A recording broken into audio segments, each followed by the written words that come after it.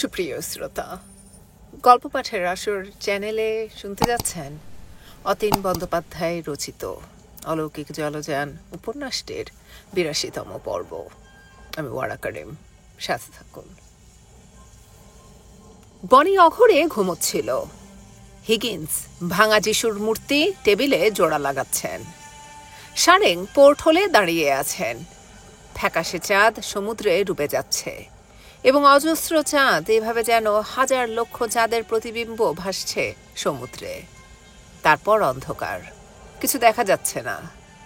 সমুদ্রে তেমনি কলকল ছলছল শব্দ। ছোটবাবু হেঁটে যাচ্ছে ডেক ধরে। সে শেষবারের মতো জাহাজটা ঘুরে ঘুরে দেখছে। সবে মনে পড়ছিল, যেন পাশে দাঁড়িয়ে মৈত্রদা বলছে, কিরে ছোট, তোরাও চললি? সে পিছলে রেলিংয়ে এসে ঝুঁকে দাঁড়ালো। ডাঙার কাছে এলে মৈত্রদা, সে অমিয়, জব্বার, মনু দাঁড়িয়ে থাকতো। কিরে ছোট বাবু, বিফ খেয়েছিস বলে মন খারাপ? পৃথিবীটাকে এত ছোট ভাবিস কেন? আমি বামুনের ছেলে না? আমার জাত নেই বুঝি? অথবা যেন দূরে বোট ডেকে ডেভিড দাঁড়িয়ে হাঁকছে, ছোট বাবু, সামনে আটলান্টিক, এবার আমরা ভারত মহাসাগর পার হয়ে যাচ্ছি। অথবা মৈত্রদার দুটি একটি কথা হেঁটে যাবার সময় মনে করতে পারছে। গ্যালিতে ভান্ডারি জ্যাঠার চর্বি ভাজা চাপাটির গন্ধ একটু নাক টানলেই যেন পেয়ে যাবে। সে পিছলে এসে গেছে।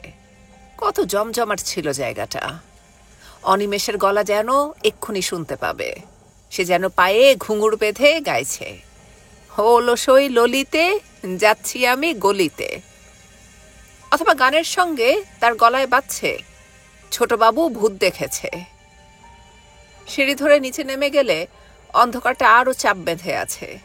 কোনো শব্দ নেই, কেবল স্টিয়ারিং ইঞ্জিনের পিনিয়ন এখনো বাতাসে কক কক করছে। কাল তাদের জাহাজ ছেড়ে সমুদ্রে ভেসে পড়তে হবে। বনি এত বড় বিপদের কথা বিন্দুমাত্র জানে না। বনি অঘরে ঘুমোচ্ছে। অন্ধকারে কিছুই দেখা যাচ্ছিল না।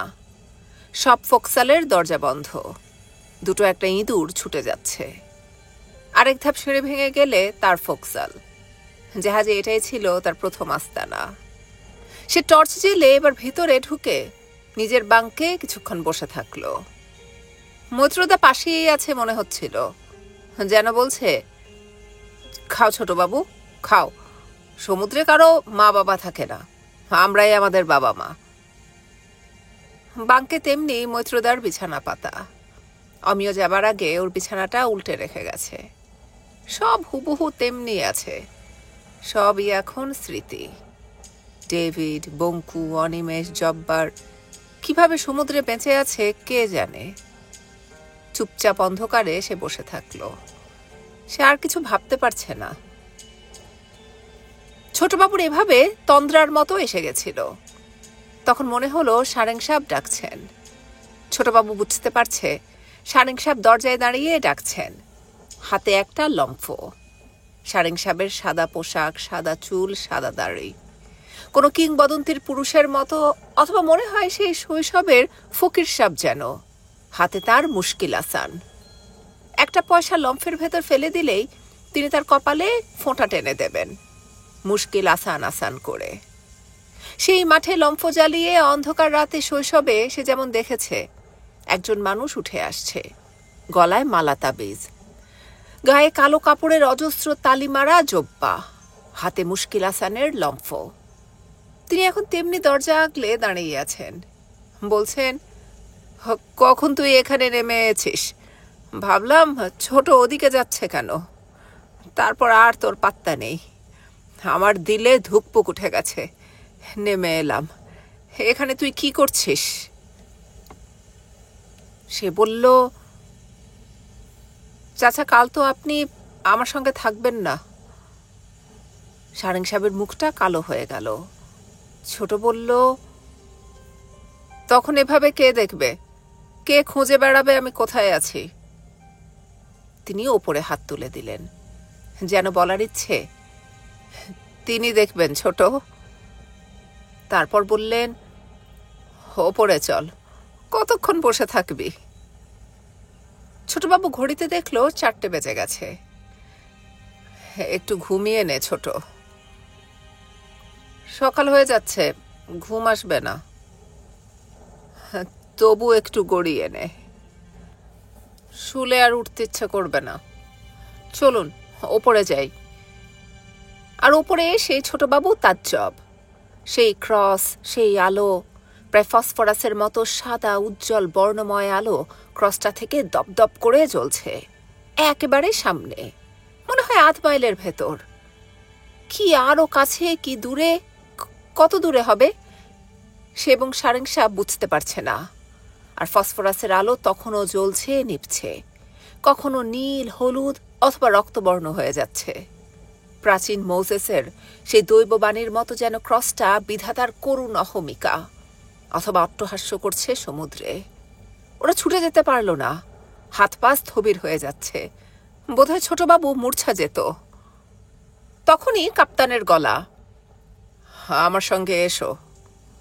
হিগিন্স যেতে যেতে সহসা সতর্ক গলায় ধমক দিলেন, তুমি ওদিকে কোথায় গিয়েছিলে? ফোকসালে স্যার। কি দরকার এখন সেখানে ঘোরার? নেমে যাবার আগে তখনও মনে হচ্ছিল তেমনি ক্রসটা আকাশের নিচে জ্বলছে। সমুদ্রের সামান্য ঢেউ আছে, বাতাস বেশ জোরে বইছে, জাহাজটা উঠছে নামছে। তার মনে হচ্ছিল ক্রসটা উঠছে নামছে, কখনো আকাশের গায়ে অতিকায় হয়ে যাচ্ছে, কখনো ঢেউয়ের আড়ালে পড়ে ছোট হয়ে যাচ্ছে। তিনি ওদের নিয়ে বোট ডেকে উঠে যাচ্ছেন, কিছু বলছেন না, চুপচাপ। ছোটবাবু আর না পেরে খুব সতর্ক গলায় বলল, আপনি কিছু বলুন, আমাদের এ কোথায় নামিয়ে দিচ্ছেন? হিগিন্স খুব সহজ গলায় বললেন, ক্রসটা দেখে ঘাবড়ে যাবে না। তারপর বললেন, সকাল হয়ে যাচ্ছে, যত সকাল হবে ক্রসটার সব আগুন অথবা লাল নীল ফসফরাসের জ্বলা কমে আসবে। দিনের আলোতে কিছু দেখতে পাবে না। বোধহয় কোনো প্রবালের পাহাড় টাহাড় সমুদ্র থেকে ভেসে উঠে এমন হয়েছে। ঝড়ে বৃষ্টিতে রোদে জলে ক্ষয়ে পাহাড়ের মাথাটা এক অতিকায় ক্রস। যত দিন যাচ্ছে তত এটা বড় হয়ে যাচ্ছে। 20 বছর আগে যা দেখেছিলাম এখন তার চেয়ে অনেক বড়। ক্রমশ ওটা সমুদ্রের পাতাল থেকে ওপরে উঠে আসছে বুঝি। গায়ে তার অজস্র ফসফরাস জোনাকির মতো আত্মগোপন করে আছে। এবং সত্যি ছোটবাবু দেখল, যত পূব দিক ফর্সা হয়ে যাচ্ছে, যত সমুদ্র আর আকাশ কুসুম কুসুম রং ধরছে, তত ক্রসটার বিচ্ছুরণ নিস্তেজ হয়ে আসছে। আর সকালে স্পষ্ট দেখল ওটা একটা পাহাড়ের শীর্ষদেশ, এঁকে বেঁকে ক্রুশের মতো, ক্ষয়ে গিয়ে চারপাশে 4টা কালো স্তম্ভ, এবং দূর থেকে দেখতে হুবহু একটা লম্বা প্রায় মাস্তুলের মতো উঁচু ক্রস। ছোটবাবু বলল, কেমন ভয় পেয়ে গেছিলাম পাহাড়টা দেখে, পাহাড়টা কেমন ওপরে উঠে যাচ্ছে। ওর দোষ কি বলো, ও তো উঠে আসতে চাইবেই। চেঁচামেচিতে বনিও উঠে এসেছে, সে খুব অবাক। ওরা 3 জন দাঁড়িয়ে একটা কালো কুচকুচে প্রবালের খাড়া পাহাড় দেখতে দেখতে কেউ কোনো কথা বলতে পারছে না। সমুদ্রের ঢেউ আছড়ে পড়ছে, ক্রসের মাথা থেকে যে জল চুইয়ে পড়ছে নিচে তাও দেখা যাচ্ছে। সমুদ্রের ঢেউ পাহাড়টাকে নিশ্চিহ্ন করে দিতে চাইছে। বনি বলল, বাবা, জাহাজটা ওটার গায়ে গিয়ে আবার ধাক্কা খাবে না তো? কারণ তখন তো জাহাজটাও যে কি কারণে ছুটে যাচ্ছে, কোন দিকে যাবে, ওটার দিকে এগিয়ে যাচ্ছে না চারপাশে গভীর খাদে নিবিষ্ট এক চোরা স্রোতে পড়ে গেছে জাহাজ, বোঝা যাচ্ছে না। তিনি হেঁকে উঠলেন, বনি, তোমার যা কিছু আছে ঠিক করে নাও, তোমরা নেমে যাবে, পাহাড়টা দেখে সব ঠিক করে ফেলেছি। বনি বলল, কি ঠিক করে নেব? তোমার যা কিছু আছে সব। কেন বাবা, কি হবে? কাছে একটা দ্বীপ পাবে, সেখানে তোমরা যাবে। ছোটবাবুকে আমি সব বুঝিয়ে দিয়েছি। তোমরা খবর পাঠালে আমরা ঠিক উদ্ধার পাবো, জাহাজটা উদ্ধার পাবে। দ্বীপে মানুষজন আছে। একটু থেমে বললেন, সবার জাহাজ ছেড়ে যাওয়া ঠিক হবে না, আমি আর সারেং থাকলাম। বনি মাথা মুন্ডু কিছু বুঝতে পারছে না। সে কি ঘুমের ঘরে স্বপ্ন দেখছে? ভালো করে চোখ মুছে দেখলো, না, সে ঠিকই দেখছে। বাবা তাকে ভীষণ তাড়াতাড়ি করতে বলছেন, আর ছোটবাবুকে ধমক। এই, তোমাকে যে বললাম বনিকে নিয়ে যাও তুমি। কি হে, এত তুমি ভীতু কেন? তোমার কাণ্ডজ্ঞান কিছু নেই? বয়সে তো আর ছোট নেই, কবে দামড়া হয়ে গেছো। বনি বলল, কত দূর বাবা? এই কাছেই, 2-3 দিনের ভেতর ডাঙা পেয়ে যাবে। সব বলে দিয়েছি। কম্পাসের কাঁটা কত ডিগ্রি বরাবর রাখলে দ্বীপটা পেয়ে যাবে তাও বলে দিয়েছি। পালে জোরে বাতাস লাগলে 1-8 দিনেও পেয়ে যেতে পারো। দ্বীপটায় সব কিছু পাবে। বনি বলল, কি মজা। সে প্রায় ছুটে চলে যাচ্ছিল, কিন্তু কি মনে হয় সে ফের ফিরে এসে বলল, একটু চা করে তোমাদের খাইয়ে যাচ্ছি বাবা। আর কোনো আমাদের তাহলে ভয় নেই বলছো? হিগিন্স বললেন, আরে না না, আর কোনো ভয় নেই। এবারের মতো সবাই বেঁচে গেলাম। তারপর কি মনে পড়ায় বললেন, তা মন্দ না। কি বলো সারেং? চা করলে ভালোই লাগবে। বনি, তাড়াতাড়ি করবে। হ্যাঁ রাস্কাল, কি দাঁড়িয়ে থাকলে কেন? হাত লাগাও। বলে তিনি বোটে 2 লাফে উঠে গেলেন। হুড় তুলে বললেন, রেশন আগে রাখো, জল রাখো, বাকি সব কাল আমি ঠিক করে রেখেছি, সব আছে। এই একটা দা দিয়ে রেখেছি, দেখো। রাত বিরাতে অক্টোপাসের ঠান্ডা পা বোটে উঠে এলে দা দিয়ে কোপ মারবে। একজন ঘুমোবে, একজন পাহারায় থাকবে। বনি নিচে নেমে গেছে, ছোটবাবু বোটে উঠে এসেছে। সারেং সাহেব নিচ থেকে রেশন টেনে তুলছেন। ছোটবাবু আর কাপ্তান সব সাজিয়ে রাখছে, যেন হাতে যা সময় পাওয়া যায় ছোটবাবুকে সমুদ্র সম্পর্কে আরও কিছুটা অভিজ্ঞ করে তোলা। কাল রাতে একেবারে ভেঙে পড়েছিলেন, মাথা ঠিক ছিল না।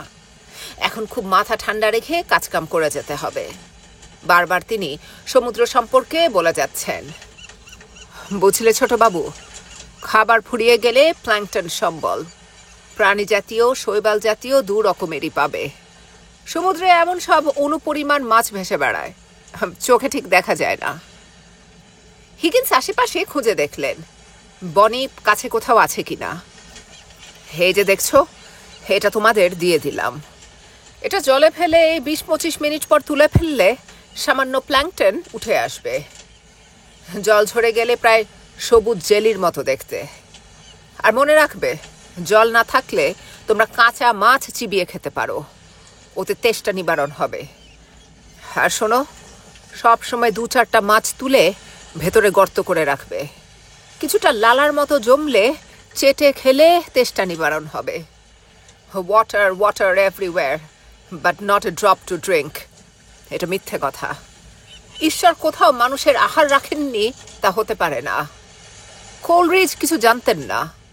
তার কবিতায় নায়কেরা মরীচিকা দেখেছে। সব রপ্ত হয়ে গেলে তোমরা সমুদ্রকে কলা দেখাতে পারবে।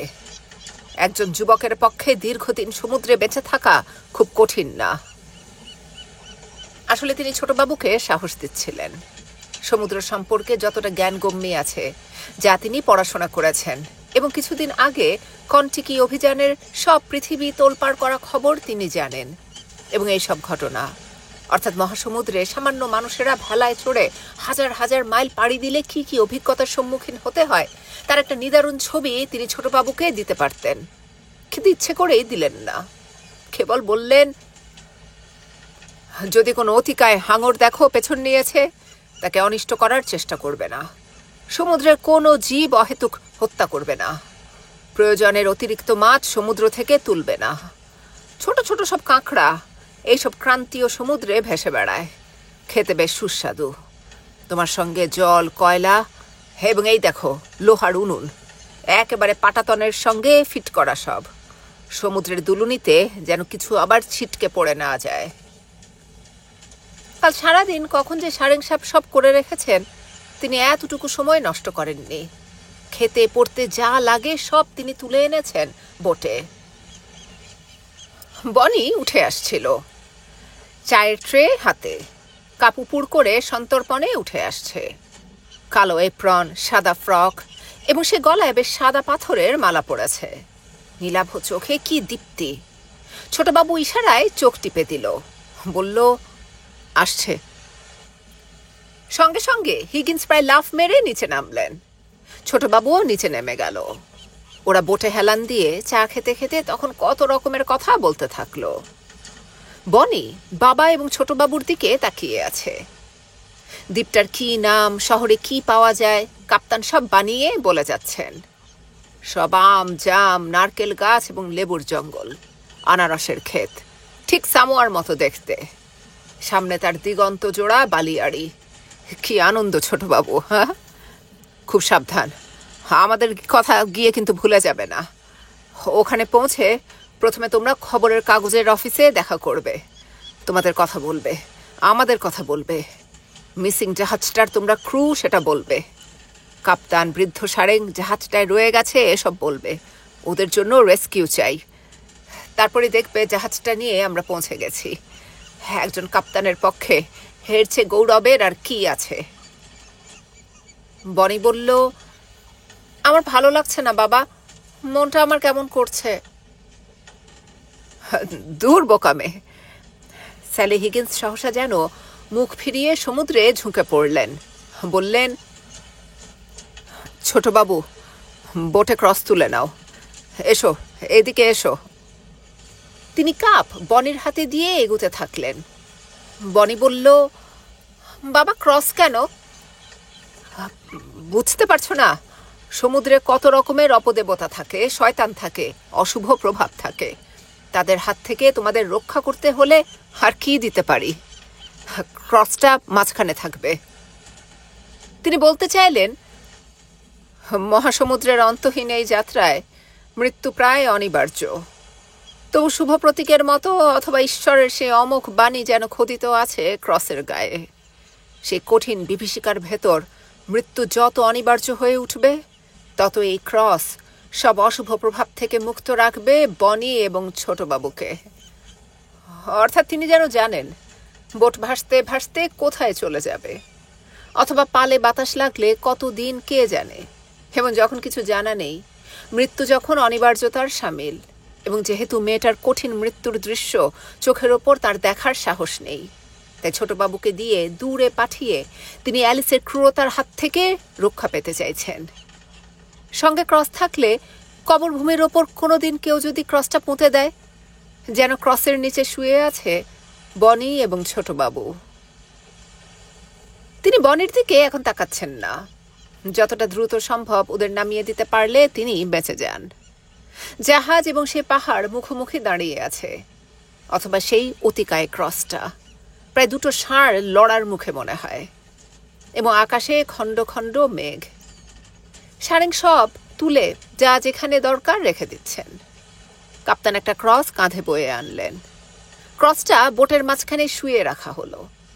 অন্য ক্রসটা ছোটবাবু এবং কাপ্তান মিলে জাহাজের মাথায় পুঁতে দিচ্ছে। লোহার বড় বড় পেরেক পুঁতে ওটাকে জাহাজে দাঁড় করিয়ে কিছুটা ভয় থেকে মুক্ত হবার মতো তিনি চিৎকার করে ডাকলেন, সারেং! সারেং কাছে এসে দাঁড়ালে ডাকলেন, বনি! বনি কাছে এলে বললেন, সব তুলে দিয়েছ? বনি ফের ক্যাবিনে ঢুকে ওর শেষ সম্বল, দুটো বর্ষা এবং অক্সিজেন সিলিন্ডার বোটে তুলে দিল। তিনি বললেন, খুব রোদ উঠলে হুড তুলে দেবে, নিচে দুজনের মতো শোবার জায়গা আছে। হুড খুলে দিলে কতটা জায়গা তাও দেখিয়ে দিলেন। কোথায় কি রেখেছেন বনিকে বুঝিয়ে দিচ্ছেন। কোথায় war scratches, boat hook, plugs, bucket সব ঠেলে ঠেলে দেখিয়ে দিলেন। কম্পাস, কুড়ো, ল্যাম্প, ম্যাচেস কোথায় কিভাবে রেখেছেন দুজনকেই দেখিয়ে দিলেন। পালের মাস্তুল বোটের কিনারায় ঝুলিয়ে নেবে, তবে কিছুটা তোমাদের বেশি জায়গা হবে। ছোটবাবুকে ডেকে বললেন, এই দেখো, এখানে অয়েল ব্যাগ থাকলো, মাথায় সি অ্যাঙ্কার, গ্যালনের মতো অ্যানিম্যাল অয়েল রেখে দিয়েছি। হাত পাম্প কোথায় রাখলাম আবার? তিনি জলের ড্রামের পেছনে উঁকি দিলেন। আরে, এখানেই তো রেখেছি। না, সেই দূরের পাহাড় আর কাছে আসছে না। জাহাজের মাথায় ক্রস তুলে দিয়ে তিনি সব অশুভ ভয় থেকে মুক্ত হয়ে গেছেন। বেশ নিশ্চিন্ত মনে তিনি খুঁজছেন যেন। এই তো হাত পাম্প। এই হচ্ছে বিস্কুটের টিন, বার্লি, চিনি, সব 16 আউন্সের মতো করে আছে। এগুলোতে প্রথমেই হাত দেবে না। ছোটবাবু দেখল স্যালি হিগিন্স নিজের কথায় ধরা পড়ে যাবেন। সে তাড়াতাড়ি বলল, স্যার, সিগন্যালিং টর্চ কোথায় রেখেছেন? সারেং বললেন, ওপরের দিকে আছে, এই দেখ। বলে তিনি signalling torch, rocket, parachute, flash light সব এক এক করে তুলে দেখালেন। এখানে ফার্স্ট এইড। একটা ছোট্ট কাঠের বাক্সে বন্দি করে রেখেছেন কোরামিনের ফাইল। জীবন ধারণের শেষ প্রয়াস এটা। খুব যত্নের সঙ্গে কাঠের বাক্সে মানুষের আত্মার মতো বন্দি করে রেখেছেন সারেং। সারেং সাহেব ছোটবাবুকে বললেন, তোর আর কিছু পড়ে থাকলো না তো? ছোটবাবু ভেতরে ভেতরে অস্থির হয়ে পড়ছে। সে চোখ তুলে তাকাতে পর্যন্ত পারছে না। এই ছোট্ট বোট নিয়ে এমন অকুল সমুদ্রে একা ভেসে পড়া কি যে কঠিন আর ভয়াবহ। তার হাত পা যত সময় এগিয়ে আসছে তত যেন ঠান্ডা মেরে যাচ্ছে। বনি প্রায় অবলার মতো, এবং সে একা থাকলে তবু দায়িত্ব কম। নিজের জন্য চিন্তা ভাবনা তার তত নয়। এই মেয়েটা ফুলের মতো, মাত্র ফুটে ওঠা মেয়েটা জানে না সামনে কি নিদারুণ সমুদ্র হাঁ করে আছে। তার ভেতর ঢুকে গেলে পৃথিবীর কোনো মানুষের সাধ্য নেই ফের তাকে আবিষ্কার করে। তখন কিনা সারেং সাহেব তার আর কি পড়ে আছে জিজ্ঞাসা করছেন। সব জেনে কেন এমন করছেন তারা? কি হবে কিছু পড়ে থাকলে? সে দাঁত চেপে বলল, সরুন এখান থেকে, সামনে থেকে সরে যান, সরে যান বলছি। আপনারা আমাকে কি পেয়েছেন? স্যালি হিগিন্স তখন কাঁধে হাত রাখলেন ছোটবাবুর। তাকে খ্রিস্টের গল্প শোনালেন। বললেন, ছোটবাবু, স্ট্রাগল ইজ দ্য প্লেজার। এত সহজে ভেঙে পড়লে চলবে কেন? বনি আসছে। তিনি মুহূর্তে গলার স্বর পাল্টে ফেললেন। সতর্ক হয়ে গেলেন খুব। ছোটবাবুকে টিপে দিলেন। কাপ্তান এবার হাঁকলেন, বনি! বনির দিকে তাকিয়ে আর একটা কথাও বলছেন না। বনি কিছুতেই বাবার মুখ দেখতে পাচ্ছে না। সে বলল, এই তো আমি। ওপরে উঠে বসো। ছোটবাবু? ছোটবাবু দড়ি ধরে নেমে যাবে। আমরা দুটো বড় ডেভিড থেকে বোট হারিয়া করতে পারবো না। স্থির এবং ভীষণ গম্ভীর গলা। বনি আর একটা কথা বলতে সাহস পেল না। সে লাফ দিয়ে বোটে উঠে বসল। পাটাতনে একটা ম্যাট্রেস পেতে নিতে পারো। তিনি বনিকে যেন বলছেন না, অন্য কাউকে বলছেন। বনি এখনো বাবার মুখ দেখতে পাচ্ছে না। সে সেই দুঃসময়ের মতো মা চলে যাবার পর যেমন অসহায় গলায় ডাকতো, বাবা, তেমনি ডেকে উঠল, বাবা। কিন্তু স্যালি হিগিন্স তখন ডেভিডের গোড়ায় গিয়ার খুলে প্রায় ছোটবাবুর সঙ্গে সঙ্গে ডেভিডের মাথা এগিয়ে ধরলেন। ছোটবাবু তখন চিৎকার করছে, বনি, শক্ত করে ধরো, না হলে পড়ে যাবে। বোট ভীষণ দুলছে। বনি বোটের একটা দিক চেপে ধরে আছে। বোট দুলে দুলে নিচে নিয়ে গেলে সে যেন নিচে না পড়ে যায়, এবং উইঞ্চ ছেড়ে দিলে হড়হড় করে বোট নিচে নেমে গেল। বনি তখনও ডাকছে, বাবা, বাবা, তুমি আমার সঙ্গে কথা বলছো না কেন? আমার ভীষণ ভয় করছে। এবং ছোটবাবু দেখলো বোট জলে নেমে গেছে। সে তাড়াতাড়ি দড়ি ধরে ঝুলে পড়ল নিচে। দড়ি বেয়ে বেয়ে নেমে যেতে থাকলো। বোট সরে যাচ্ছিল, আর সে চিৎকার করছে, বনি, দড়ি টেনে রাখো, আমি পড়ে যাব সমুদ্রে। বনি তখনও চিৎকার করছে, বাবা, তুমি কোথায়? তোমাকে দেখতে পাচ্ছি না কেন? বনির খেয়াল নেই বোট নিচে নেমেই জাহাজের পাশে থাকছে না, ঢেউ খেয়ে ছিটকে দূরে সরে গেছে। ছোটবাবু তেমনি দড়িতে ঝুলে থাকলো। বনি, দড়ি টেনে ধরো প্লিজ। কি করছো তুমি? তোমরা সবাই মিলে আমাকে কি পেয়েছো? বনি এবার কেমন নিচে তাকালে দেখলো ছোটবাবু দড়িতে ঝুলে আছে। পা প্রায় কিছুটা সমুদ্রের জলে ডুবে গেছে। ঢেউ এলে ওর সবটা ডুবে যাবে। সে তাড়াতাড়ি এবার দড়ি টেনে ধরলে বোট ছোটবাবুর কাছে এগিয়ে গেল।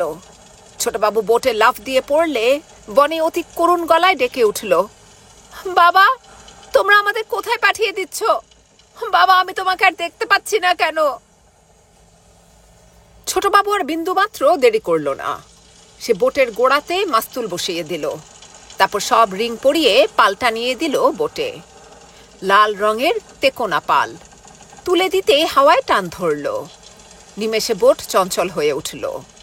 ছোটবাবু এক হাতে দড়ি সামলাচ্ছে, অন্য হাতে বোটের হাল ধরার জন্য ছুটে যাচ্ছে। পালের দড়ি ধরা আলগা বলে একদিকে বোট একেবারে কাত হয়ে গেছিল এবং সে দেখল বনি প্রায় ছিটকে ওদিকে পড়ে গেছে। এবং এখন ওর এসব দেখার সময় নয়। ভীষণ দ্রুত সে দড়ি বোটের হুকে বেঁধে দিতেই এবার বোট সোজা হয়ে গেল। আর তখনই জাহাজের ডেকে স্যালি হিগিন্স প্রায় 2 হাত আকাশে তুলে চিৎকার করে উঠলেন, ইম্যানুয়েল, আমাদের শহীদ ঈশ্বর। বনির গলার সেই অসহায় স্বর আর তিনি শুনতে চান না। বোট যত এগিয়ে যাচ্ছে, দূরে সরে যাচ্ছে, তত তিনি চিৎকার করে হেঁকে যাচ্ছেন, ইম্যানুয়েল, আমাদের শহীদ ঈশ্বর, ইম্যানুয়েল, আমাদের শহীদ ঈশ্বর। বলতে বলতে কান্নায় ভেঙে পড়লেন। তিনি হাঁটু মুড়ে রেলিংয়ের ধারে বসে পড়লেন। তারপর হা হা করে হারিয়ে যাওয়া ছোট্ট শিশুর মতো মাঠে বসে যেন কান্না। সব হারিয়ে তিনি হা হা করে কাঁদছেন। সারেং সাহেব পাশে মাথা গুঁজে বসে আছেন। তিনি কি বলে সান্ত্বনা দেবেন বুঝতে পারছেন না।